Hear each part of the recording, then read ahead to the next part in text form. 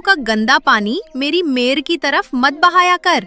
देख, तेरे इस दरिद्र घर की गंदगी मेरे पवित्र आंगन की मिट्टी को अपवित्र कर रही है।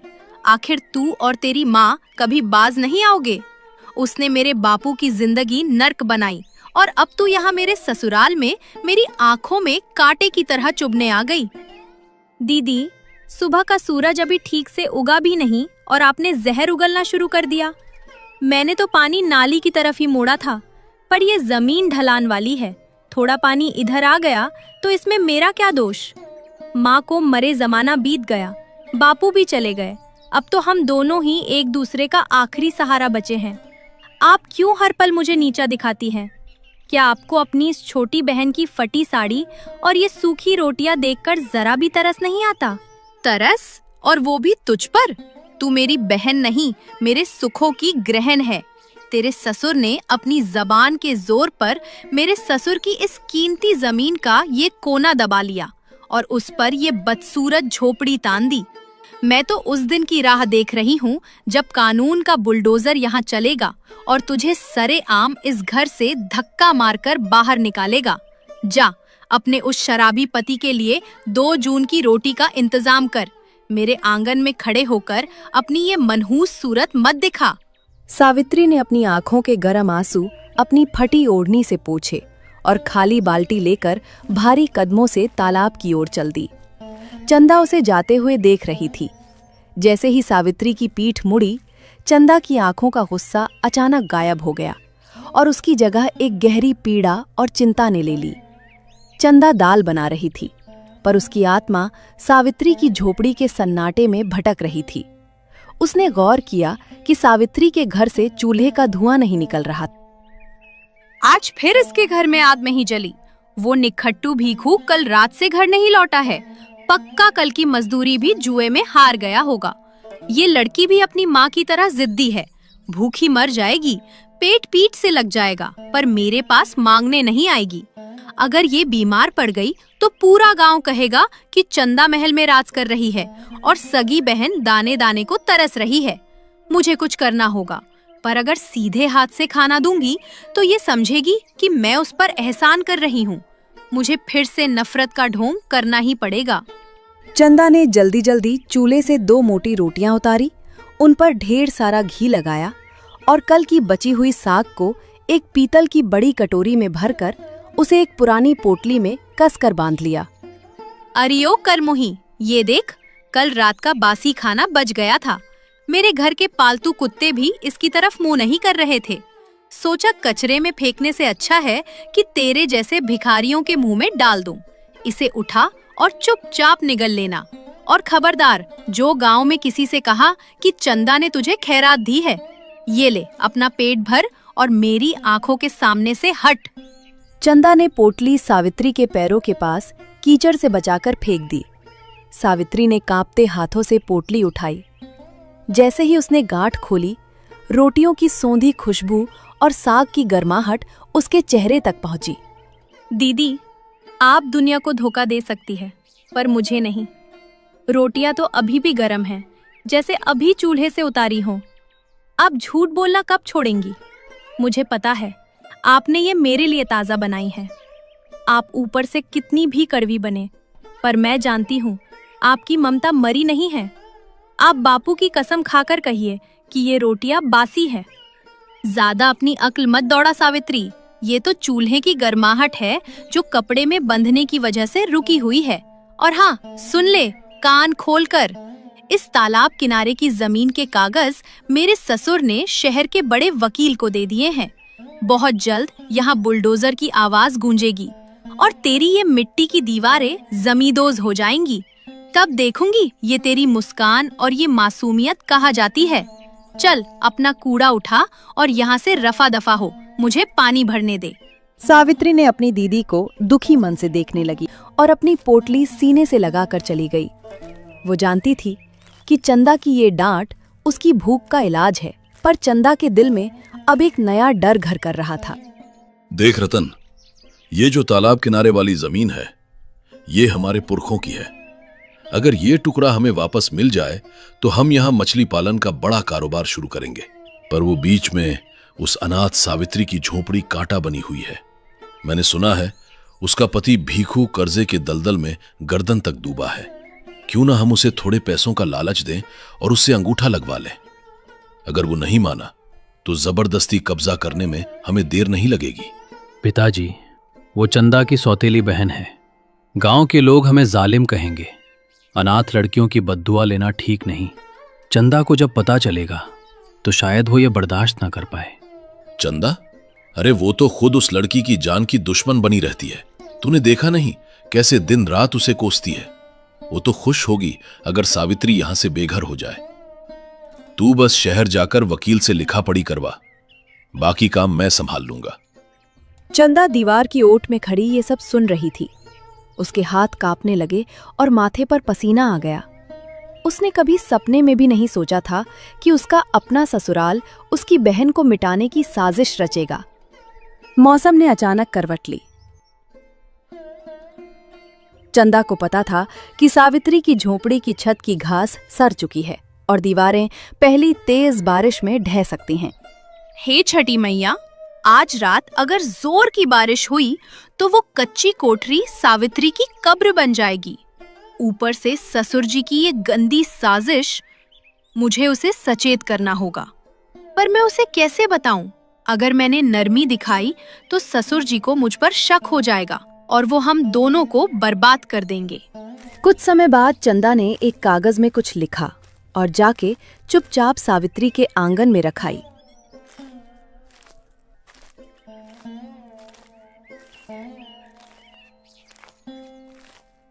और कुछ समय बाद सावित्री को वो कागज मिली।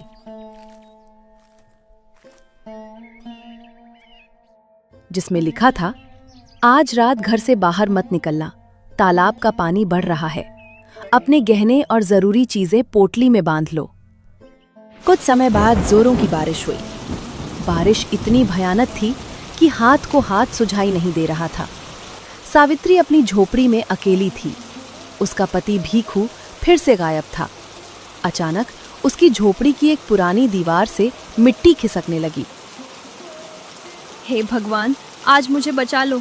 दीदी का पक्का घर सामने है, पर मैं वहां जाने की हिम्मत कैसे करूं? उन्होंने तो कहा था कि अगर मैंने उनके आंगन में कदम रखा तो वो मेरा सिर फोड़ देंगी, पर यहाँ रही तो ये छत मुझ पर ही गिर जाएगी। दीदी, ओ चंदा दीदी, क्या सच में आप अपनी छोटी बहन को आज मरते हुए देखोगी? तभी बारिश के शोर को चीरती हुई एक आवाज आई। सावित्री, दरवाजा खोल रही अभागन। क्या आज यही समाधि लेने का इरादा है? देख, तालाब का पानी तेरे आंगन की मेर पार कर चुका है। जल्दी बाहर निकल और मेरे साथ चल। जल्दी कर, वरना ये मिट्टी का ढेर तेरी कब्र बन जाएगा और मैं पुलिस को क्या जवाब दूंगी?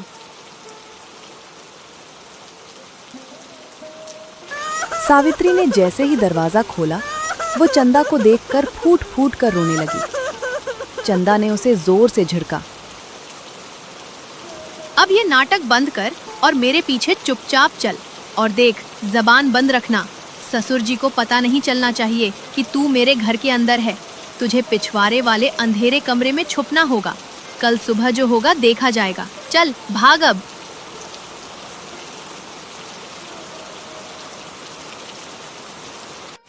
जैसे ही दोनों बहनें चंदा के पक्के बरामदे में पहुंची, पीछे से एक जोरदार धड़ाके की आवाज हुई। सावित्री की झोपड़ी का आधा हिस्सा तालाब के किनारे बिखर चुका था।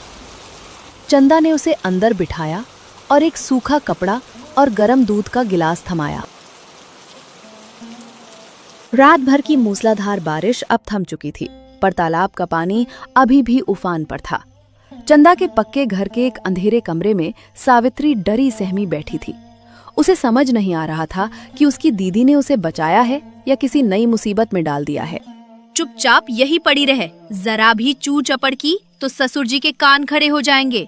अगर उन्हें पता चला कि तू यहाँ छिपी है तो वो तुझे तो घर से निकालेंगे ही, मुझे भी उसी कीचड़ में खड़ा कर देंगे जहाँ से तुझे खींच कर लाई हूँ।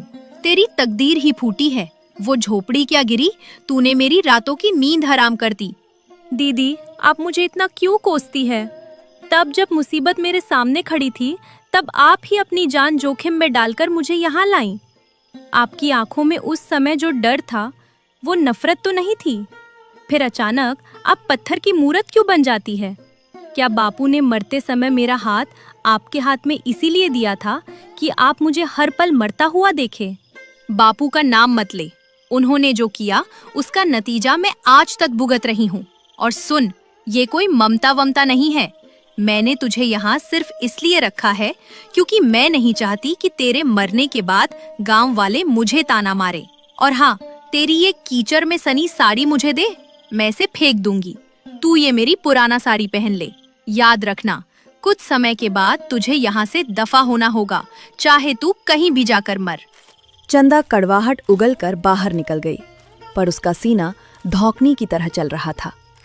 उसे पता था कि उसके ससुर जमींदार साहब सुबह की सैर पर निकलेंगे और सावित्री की झोपड़ी का हाल देखकर अपनी मूंछों पर ताव देंगे।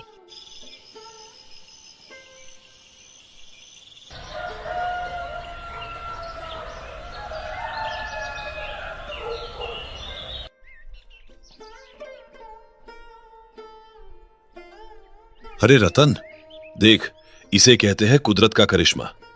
कल रात की बारिश ने हमारा काम हफ्तों पहले ही आसान कर दिया। वो सावित्री की झोपड़ी तो तालाब के पेट में समा जाएगी।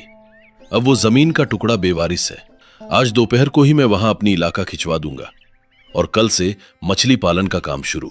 वो छोकरी अब कहीं भी दर दर की ठोकरें खाए, हमें क्या। पर पिताजी, वो बेचारी अकेली औरत इस वक्त कहाँ गई होगी? गांव के लोग हमें जालिम कहेंगे। अनाथ लड़की का घर छीनना पाप है पिताजी। चंदा को जब पता चलेगा तो उसे भी बहुत बुरा लगेगा। आखिर वो उसकी बहन है। चंदा? अरे वो तो खुद उस लड़की की जान की दुश्मन है। तूने देखा नहीं कल सुबह कैसे उसे गालियां दे रही थी? वो तो खुश होगी कि उसकी सौतेली बहन अब सड़कों पर आ गई है। चंदा, ओ बहू, इधर आ जरा। अपने ससुर का आवाज सुन के चंदा बाहर उनके सामने आई। जी ससुर जी, कहिए। सुबह सुबह क्या बात हो गई जो आप इतना खुश हैं? बहू देख, तेरी वो दुश्मन सावित्री अब बेघर हो गई। उसकी झोपड़ी गिर रही है और वो भाग गई। अब वो जमीन हमारी है। बोल, तू खुश है ना? खुश?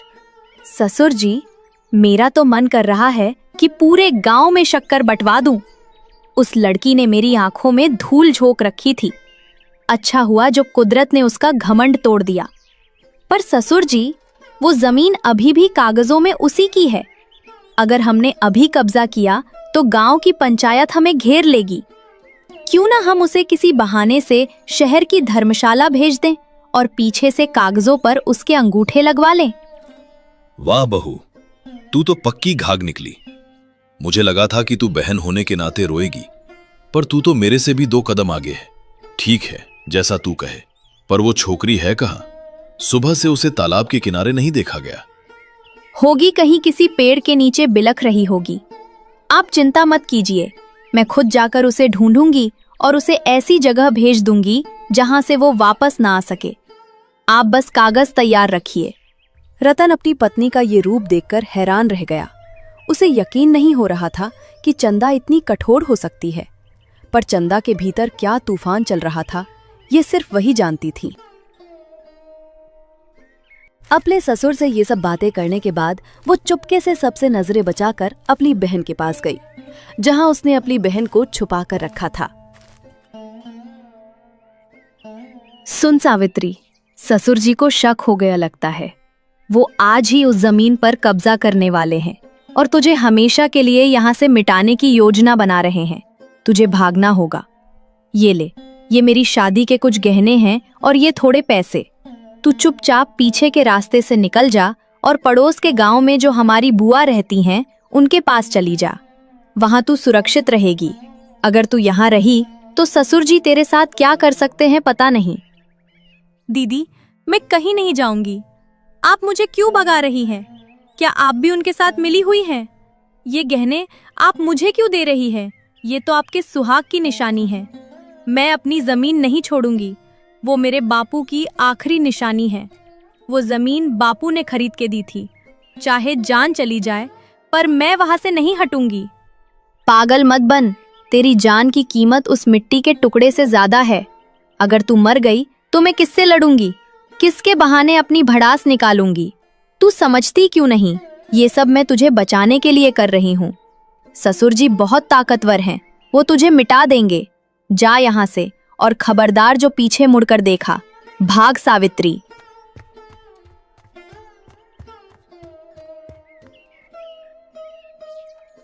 हे ईश्वर, मुझे माफ करना। मैंने अपनी छोटी बहन को कितना कुछ गलत कहा था, उसे बदनाम किया और घर से निकाल दिया।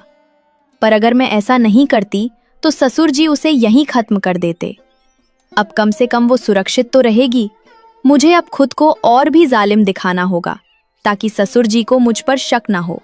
अपनी ममता को इस कड़वाहट के नीचे दफन करना ही होगा।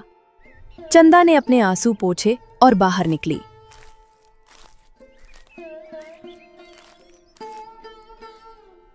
उसने देखा कि ससुर जी और रतन तालाब की तरफ जा रहे थे, जहां गांव वाले भी इकट्ठा हो रहे थे।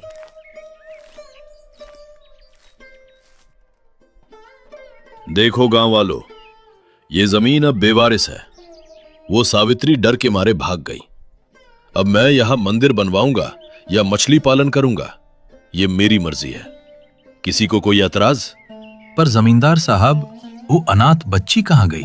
बेचारी का घर गिर गया, कम से कम उसे सिर छुपाने की जगह तो देते। आप तो उसका हक छीन रहे हैं। हक? किसका हक? चंदा, बहू तू ही बता, क्या ये जमीन हमारी नहीं है? तू तो उसकी सगी बहन जैसी है, तू ही बोल। हाँ बिल्कुल, ये जमीन हमारी है। सावित्री तो चोर है। वो मेरे गहने लेकर भाग गई। वो मेरे घर में चुपके घुसी और वो सुबह मेरा संदूक साफ करके निकल गई। अब वो गांव में कभी मुंह नहीं दिखाएगी। ससुर जी, आप बेझिझक यहाँ अपना इलाका स्थित कीजिए। अब यहाँ उस सौतेली बहन का कोई नामो निशान नहीं रहना चाहिए। और वो उसका पति, वो तो पता नहीं कहाँ कहाँ गिरते पड़ते रहता है। गांव वाले चंदा की बात सुनकर दंग रह गए। उन्हें यकीन नहीं हो रहा था कि एक बहन दूसरी बहन के बारे में इतना जहर उगल सकती है। चंदा का पति रतन भी शर्म से सिर झुका लिया। चंदा ने अपनी बहन को तो बचा लिया था, पर खुद पूरे गांव की नजरों में एक डायन बन चुकी थी। बापू, मुझे माफ कर देना। मैंने सावित्री को बदनाम कर दिया ताकि वो ससुर जी के गुस्से से बच सके। अब पूरी दुनिया मुझे बुरा कहेगी, पर मेरी बहन सुरक्षित है, यही मेरे लिए बहुत है।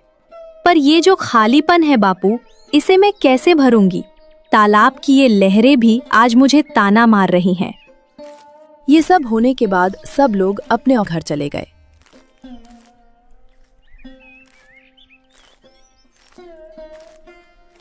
और तभी कुछ देर बाद घर के बाहर से शोर सुनाई दिया। सावित्री का पति भीखू, जो हफ्तों से लापता था, मधोशी की हालत में लौटा था और अपनी झोपड़ी को गायब देखकर चंदा के घर के बाहर जोर जोर से चिल्लाने लगा। कहाँ है मेरी झोपड़ी? कहाँ है मेरी जमीन? ओ जमींदार, तूने मेरी पत्नी को कहाँ छुपाया है? मैं तुझे छोड़ूंगा नहीं। चंदा, तू बड़ी बहन बनती है ना? तूने ही मेरी सावित्री को कहीं बेच दिया होगा। चंदा बाहर निकली, पर उसके चेहरे पर डर नहीं बल्कि एक नई चमक थी। उसे पता था कि अब भीखू को मोहरा बनाकर वो अपनी बहन की जमीन वापस दिला सकती है। चुप कर शराबी, तेरी हिम्मत कैसे हुई मेरे घर के सामने हमें धमकी देने की? तेरी पत्नी भाग गई क्योंकि तू एक निखट्टू है। अगर तुझे अपनी जमीन वापस चाहिए तो जा और पंचायत में जमींदार साहब के खिलाफ गवाही दे कि उन्होंने तुझे डराया धमकाया था। अगर तूने ऐसा किया तो मैं तुझे वो पैसे दूंगी जिससे तू अपनी नई जिंदगी शुरू कर सके। बोल, क्या तू अपनी पत्नी के लिए इतना कर सकता है? भीखू थोड़ा शांत हुआ। उसने चंदा की आंखों में एक अजीब सी तड़प देखी।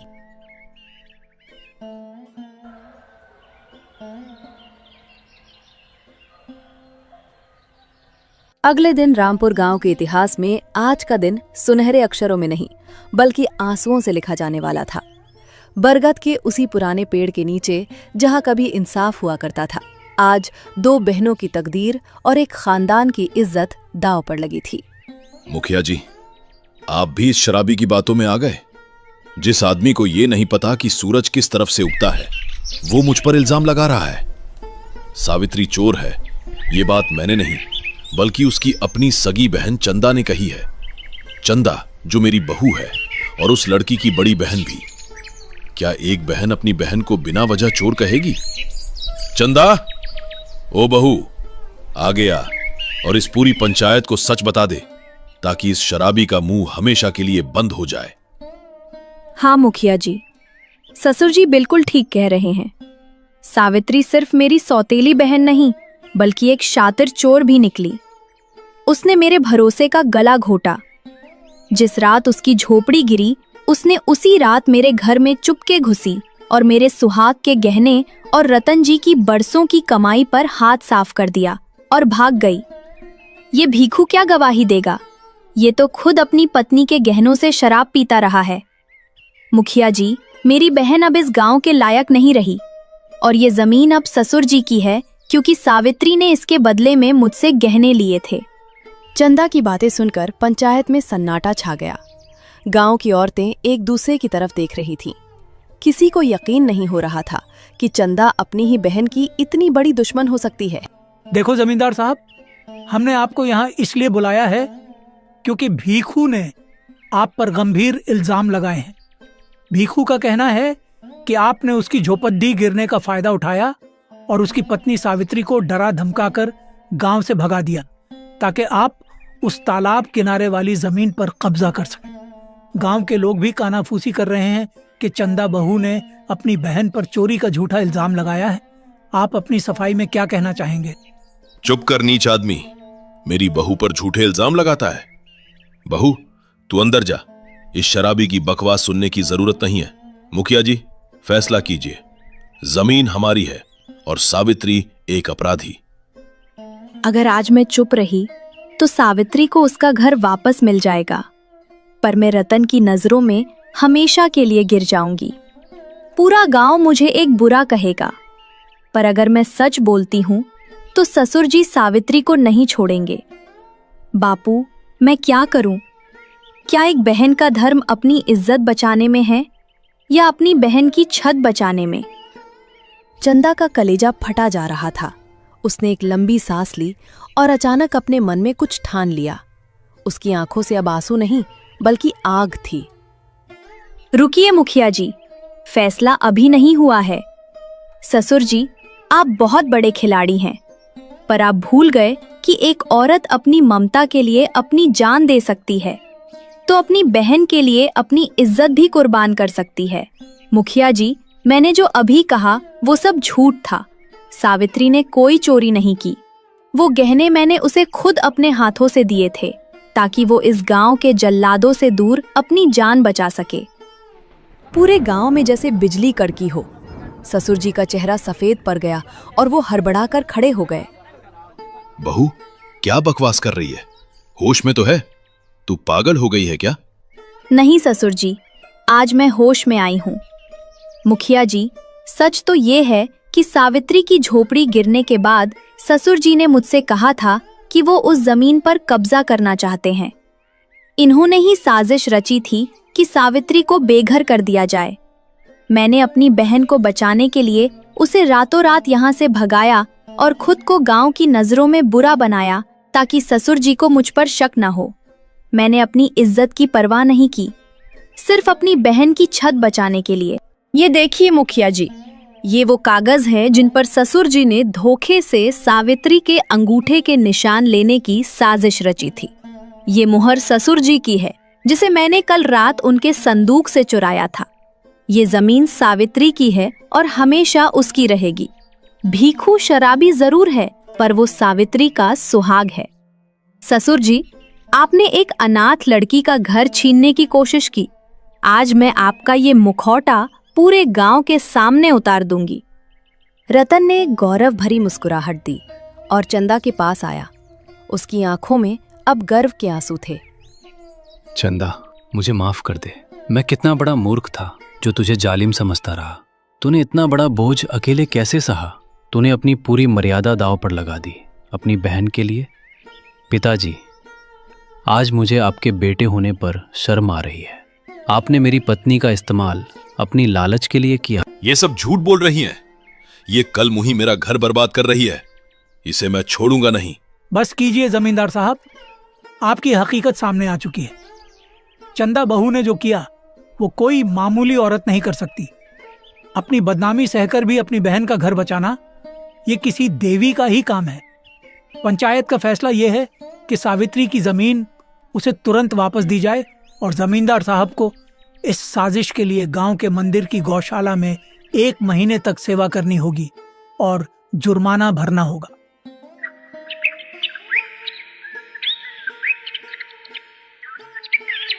अगले दिन सावित्री अपने पति भिक्खू के साथ चंदा के घर आती है और उसे पुकारती है। उसकी पुकार सुनकर चंदा और उसका पति रतन बाहर आ जाते हैं। दीदी, मुझे बुआ जी ने सब बताया कि आपने मुझे बचाने के लिए खुद को चोर साबित किया। मैं कितनी पापी हूँ जो आपको पत्थर दिल समझती रही। दीदी, आपने तो मेरे लिए अपनी पूरी जिंदगी दांव पर लगा दी। मुझे माफ कर दीजिए दीदी, मुझे माफ कर दीजिए। पगली, तू रोती क्यों है? तू तो मेरी छोटी बहन है, मेरा अंश है। बापू ने मुझे मरते समय कहा था कि सावित्री का ध्यान रखना। अगर मैं तुझे नहीं बचाती तो मैं बापू को क्या मुंह दिखाती। मुझे गांव की गालियां मंजूर थी, पर तेरी आंखों के आंसू नहीं। देख, अब तेरा घर फिर से बनेगा और अब कोई इसे तुझसे नहीं छीनेगा। अपनी दीदी चंदा से ये सारी बात सुनकर